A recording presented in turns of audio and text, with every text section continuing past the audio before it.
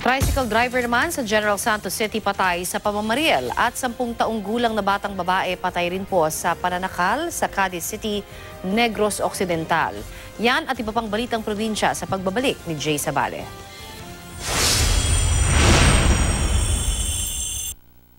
Isang batang babaeng 10 taong gulang ang natagpuang patay sa Cadiz City, Negros Occidental. Ayon sa mga pulis, naiwan sa kanilang bahay ang biktima kasama ang kanyang kambal. Saglit lang daw siyang lumabas ng bahay pero hindi na nakabalik kaya hinanap na siya ng kanyang mga magulang. Hanggang sa bangkay na matagpuan ang biktima sa madamong bahagi ng sapa na malapit lang sa kanilang bahay.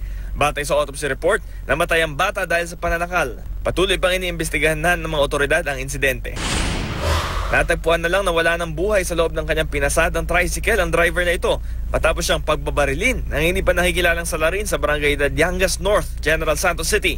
Base sa inisyal na investigasyon, nakarinig ng alingaw-ngaw ang mga residente sa lugar bago nila nakita ang katawan ng biktimang si Larry Cipriano. Nakita rin sa crime scene ang 8 basyon ng bala mula sa magkaibang kalibre ng baril. Patuloy ang investigasyon ng otoridad sa pagkakakilanlan ng suspect at motibo sa pamamaril. Naunsyami ang biyahe pa Japan ng ilan sa mahigit 60 OFW na ito sa Davao City matapos mapag-alamang hindi pala nabayaran ng kanilang travel agency ang kanilang plane ticket. Pinuntahan ng mga biktima ang travel agency ng pagmamayari ng isang Arlene Palantar na siyang nag-asikaso ng kanilang mga papeles.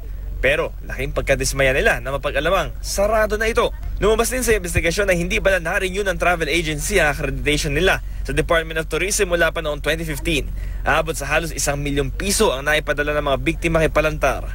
Patuloy pa ang investigasyon sa mga reklamo sa travel agency habang wala pang inilalabas na pahayag si Palantar. Bam Alegre, GMA News.